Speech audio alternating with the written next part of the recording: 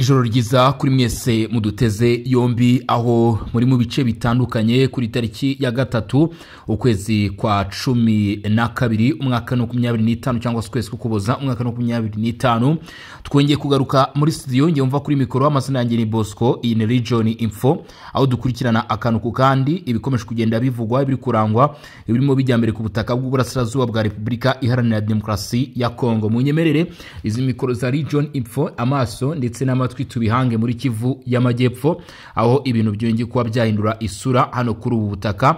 Igisirikare cya leta ya Repubulika Iharanira Demokarasi ya Kongo cyahamuye abarimo umutwe wa 23 ndetse bivugwa ko n'ingabo z'u Rwanda muri ibice zongeye kuba zapanura mu rwego rwo kwagura umutekano nyuma y'ibitero bikomeye cyane byumvikanye by'igisirikare cya leta ya Repubulika Demokarasi ya Kongo bafatanyije na Wazalendo hano muri ibi bice.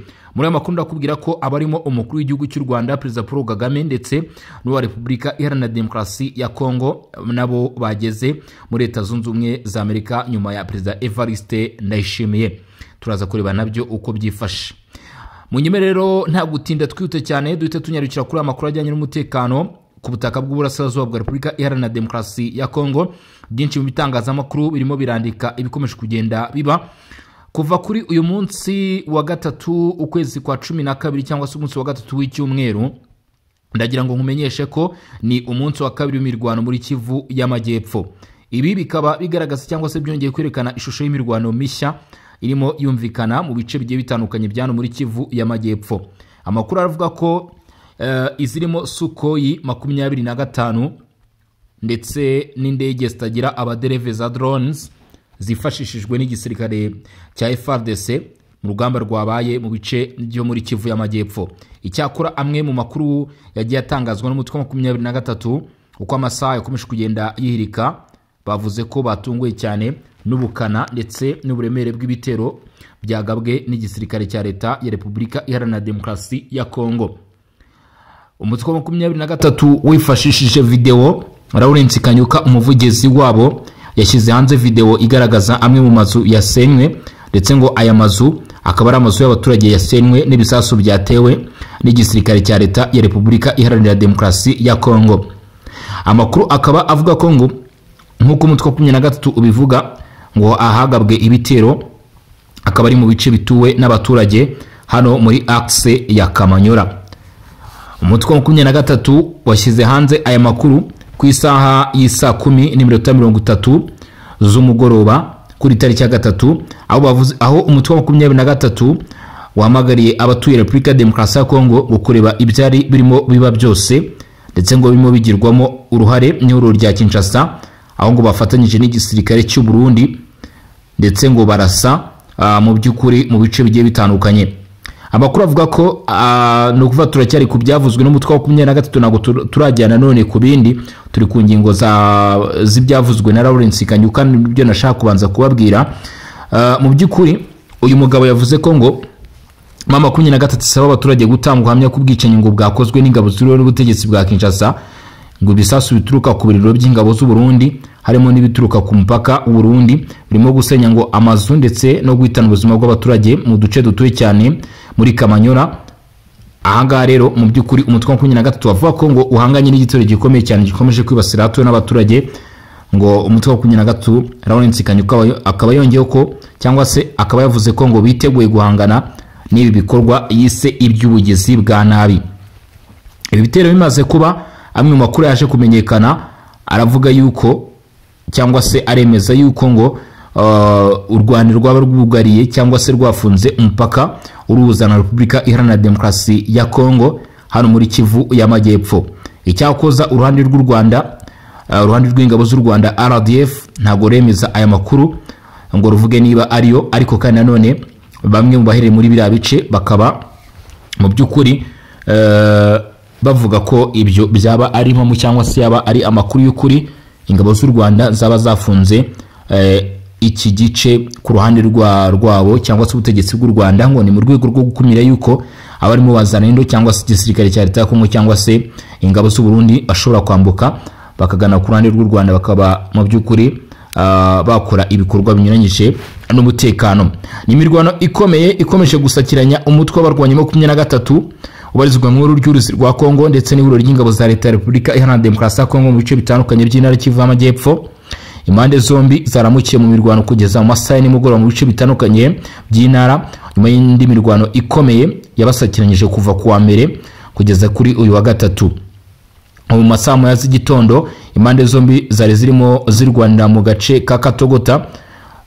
Kugeza ubu ngubu bivuga ko bitandukanye n'amakuru yakomeje kugenda agaragazwa, ndetse na wazalendo babyemeje hamwe n'igisirikare cya leta ya Kongo. Ibice byose kugeza kuri ubu ngubu utavuga ko biri kugenzurwa nande. Muri masaha kandi imirwano yarimo ijya mbere no kuva amasaha y'igitondo muri shoferi ya Kaziba, nyuma y'imirwano ikomeye cyane yakomeje kugenda yumvikana muri turiya duce. Muri Kaziba amakuru ahaturuka yavugaga ko hakomeje kugenda humvikana urusaku rw'imbunda ziremereye ndetse n'intoya, by'umwihariko ku misozi irimo Butunzi, Ntindi, Mwera ndetse n'aho bita Shemba, n'aho bita yewe n'Amabwe, cyo kimwe no mu misozi miremire yo muri shofero yo bita Bafururu muri teritwari ya Uvira. Hari akomeje kugenda humvikana imirwano ikomeye irimo ijya mbere. Gusa by'umwihariko iyi mirwano ubwo yageraga muri bice bya Kamanyura ndetse na Gatokota nibwo yaje guhindura isura ifata indi ntera. Kugeza ku gicamunsi cyo kuri wa gatatu imirwano yari ikomeje, by'umwihariko mu gace ka Kamanyura impande zombi zari zikomeje kurwana kugenzura aka gace. Imirwano by'umwihariko yagaragayemo cyane ingabo z'u Burundi nkuko byavuzwe n'uruhande rw'umutwe wa 23 ngo zarasaga muri Kamanyura zikoresheje imbunda ziremereye. Gusa ngo muri imirwano kandi amakuru akavuga ko izo ngabo mu by'ukuri ngo zaje kurasa ziri ku butaka bw'u Burundi. Aya ni amakuru yavuzwe n'uruhande rw'umutwe wa 23. Icyakoza byinshi mu bitangazamakuru ntabwo bihuza n'ibyavuzwe na bimwe mu bitangazamakuru by'imbere mu gihugu cy'u Rwanda, kuko ibi ni byari byavuzwe na Lawrence Kanyuka ndetse n'ibitangazamakuru byo mu Rwanda. Reka turebe uko mu by'ukuri amakuru akomeje kugenda abivuga, cyangwa se bimwe mu bikomeje kugenda abigaruka kuri iyi nkuru iri guturuka hano muri Kamanyura, irimo iragenda ibitangaza cyangwa se birimo biragenda bibitangaza. Hakurikijwe ibyabaye, amakuru aravuga ko igisirikare cya leta ya Repubulika Iharanira Demokarasi ya Kongo FARDC mu bitero byagabwe muri Kamanyura byakoreshejwe ingufu ndetse n'ubushobozi buremereye ku buryo byabashe gusubiza inyuma abo umutwe wa 23. Kuri ubu iki gice cya Kamanyura kugeza muri ijoro amakuru aturuka aravuga yuko utakwemeza yuko kiri kugenzurwa n'uruhande rwa guverinoma cyangwa se uruhande rw'umutwe wa 23, ahubwo izi mande zombi zose zagaragaye muri ibi bice kugeza kuri uyu mugoroba.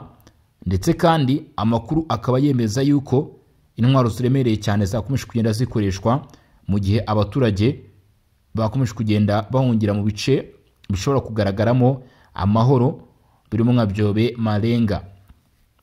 Aya makuru akaba ubwo akomeje kugenda ajya ahagaragara cyangwa se yisukiranya ajya hanze, nubwo bikomeje kugenda bimenyekana gutya, bivugwa neza ko ibi binyuranyije n'amategeko mpuzamahanga ndetse n'amasezerano yari yasinywe mu guhagarika iyi mirwano iri kuba hano ku butaka bw'uburasirazuba bwa Repubulika Iharanira Demokarasi ya Kongo mu minsi ishize. Bivuga ko kandi ingabo z'u Burundi ziri gushyirwa mu majwi n'umutwe wa 23, ariko kandi nanone igisirikare cy'u Burundi cyakomeje kugenda gihakana aya makuru, aho bavuga ko mu by'ukuri abagize umutwe wa 23 ahubwo ari bo bakomeje kusatira ibice bigiye bitandukanye. Icyakoze igisirikare cy'u Burundi ntabwo kigeze gihakana ko cyaba gifite umubare mwinshi w'abasirikare hano ku butaka bw'uburasirazuba bwa Repubulika Iharanira Demokarasi ya Kongo. Kugeza rero muri amasaha y'ijoro nta ruhande na rumwe ruremezwa ko ruri kugenzura Kamanyura mu gihe imirwano igikomeje. Gusa nanone abarimo VDP wazalendo bakaba bongeye kugaragara cyangwa se amasura yabo yongeye kugaragara mu misozi igiye itandukanye ndetse no mu duce tugiye dutandukanye twegereye Kamanyura. Kuri ngo rero bikavuga ko ifatwa rya Kamanyura rishobora kuba igisobanuro gikomeye cyane cyuko ibice birimo Bukavu vuba bidatinze nabyo byaba byamaze kugenzurwa cyangwa se kuyoborwa n'igisirikare cya leta ya Repubulika Iharanira Demokarasi ya Kongo. Ku isaha ya saa 8 igisirikare cya leta ya Repubulika Iharanira Demokarasi ya Kongo ngo bakaba bemeje amakuru avuga yuko abarimo wazalendo benshi cyane barimo basesekara cyangwa se begera iki gice cya Kamanyura, ariko icyakora ntabwo ibi byigeze bivugwa n'abayobozi mu by'ukuri bari officiel cyangwa se abavugizi b'igisirikare cya leta ya Kongo.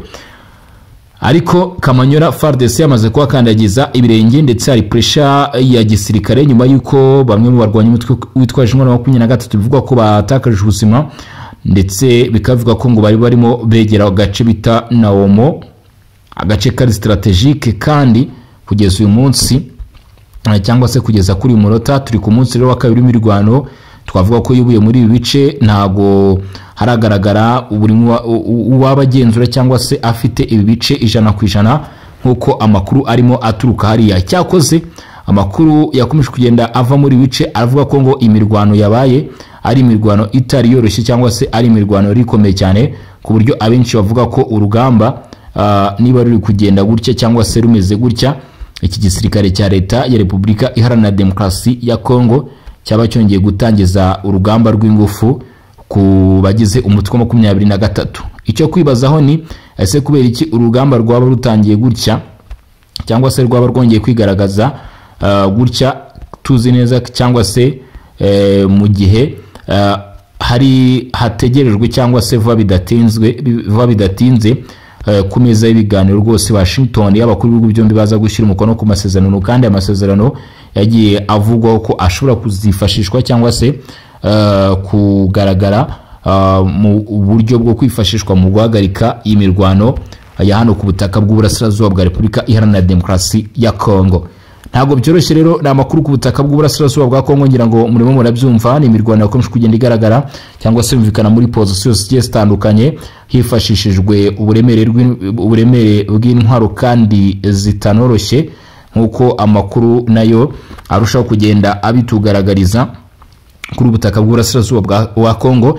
Tugeze kuri munota rero ku bantu mwese mudukurikiranye mutarakanda subscribe cyangwa se s'abone ndimo mbashishikariza mu by'ukuri kubikora ku bantu mwamaze kubikora kandi none like share mituma muri comment ibitekerezo cyangwa se inyunganizi nabyo turabyakira kandi iby'agaciro gakomeye cyane n'iby'ingenzi. Kunyarukira muri group yacu ya WhatsApp urareba muri comment cyangwa se mu by'ukuri uraza kujya muri comment nibyo by'ingenzi hanyuma urebe link twagushyiriyemo. Iyo link iraza kugeza muri group yacu ya Songa Mbere. Abantu mwamaze kubikora namwe bravo kuri mwe mwese rero cyangwa se kuri mwe. Munyemerere rero mu by'ukuri kugeza kuri uyu munota duse n'abahinduraho gatoya ingingo twerekeze ni Washington aravugwa iki cyangwa se araturuka iki nyuma y'uko ku munsi w'ejo dutegereje ko ibiganiro bishobora gushyirwa ku musozo akaba gushyira umukono ku masezerano.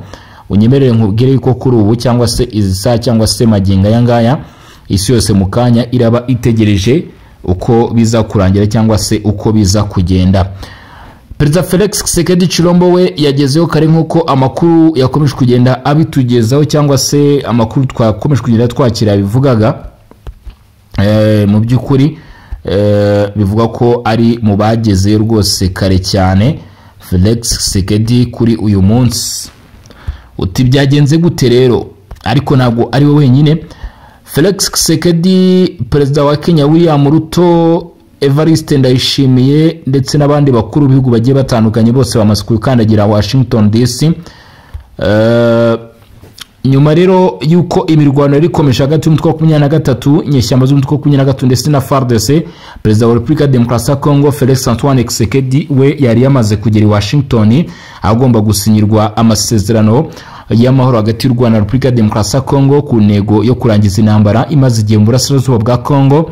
Nkuko amakuru abivuga ukugura kwa bakuru b'ibihugu byombi kukaba guteganyijwe ku itariki 4 z'ukwezi k'Ukuboza ku munsi w'ejo muri White House, no kuvuga mu biro bya perezida wa Leta Zunze Ubumwe za Amerika, aho bazaba ari kumwe na perezida wa Amerika Donald Trump ndetse bikavuga ko perezida wa Repubulika Demokarasi ya Kongo we yabashije kuba yagera muri iki gihugu cya Amerika.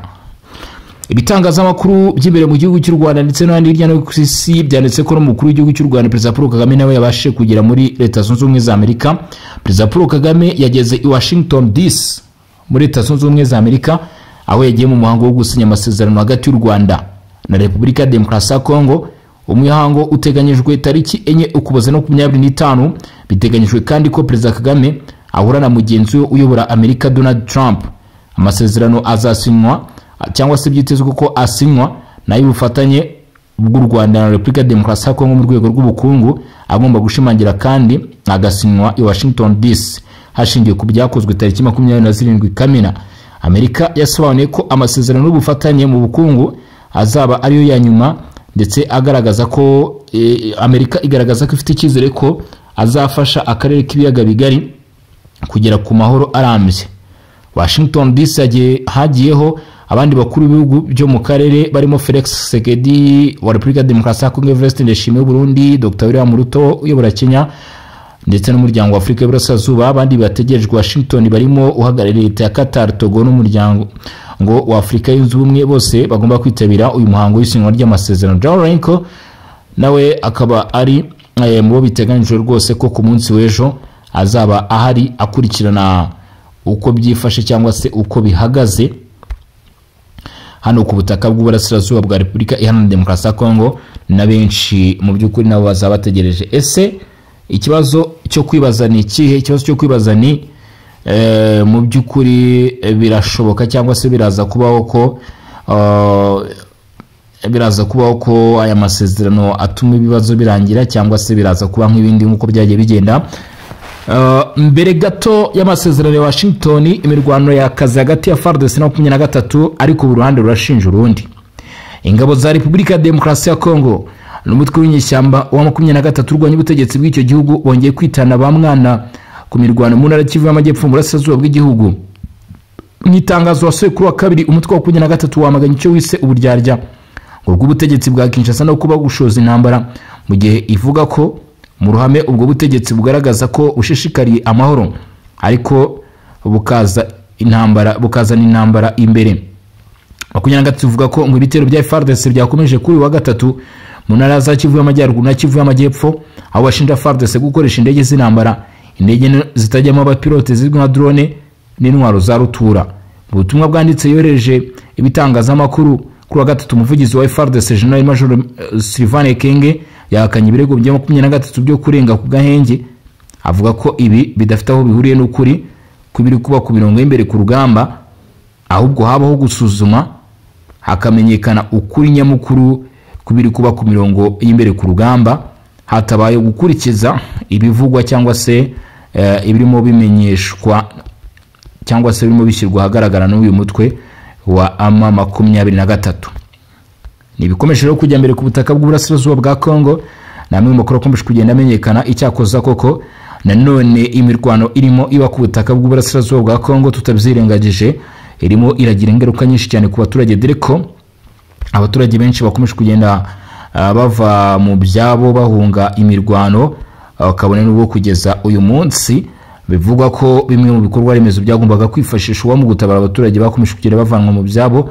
Umutwe wa 23 wagiye ubihagararaho, urugero ngo gufungura ikibuga cy'indege mpuzamahanga cya Goma.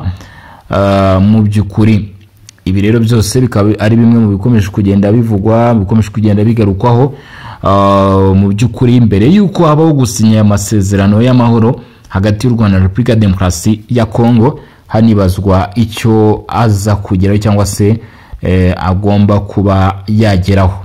N'abakuru bakiriwe ni imirwano ikomeje, ibintu biro bihindura isura cyangwa se birafata indi ntera uko urugamba rwari rumeze mbere byibuze mu mwaka n'igice ushize, ndetse naho rwerekezaga n'impande zari zirurimo. Mu by'ukuri ntabwo ariko uyu munsi bimeze, ahubwo habayeho uguhinduka. Ese uku guhinduka kwa ari uguhinduka ko kurangiza intambara cyangwa se ahubwo kwa ari ukugishyira ku rundi rwego? Ibyo nabyo nibyo kwitega mu by'ukuri, aho guhera umunsi guhera ku munsi w'ejo tariki 4 hari indi ngingo nizera ko izaba cyangwa se ibindi tuzaba tuvuga kuri intambara mu burasirazuba bwa Kongo. Kambashimire mbabwire ni mwakoze cyane kudukurikirana, ni by'ingenzi kandi by'agaciro gukomeza kubana natwe, ari nayo mpamvu mbandusha kugenda mbabwira ni mukande subscribe cyangwa se sabone. Nge ndi Bosco Mutaramu cyane, iyi ni Legion Info. Ciao ciao, hasta la vista.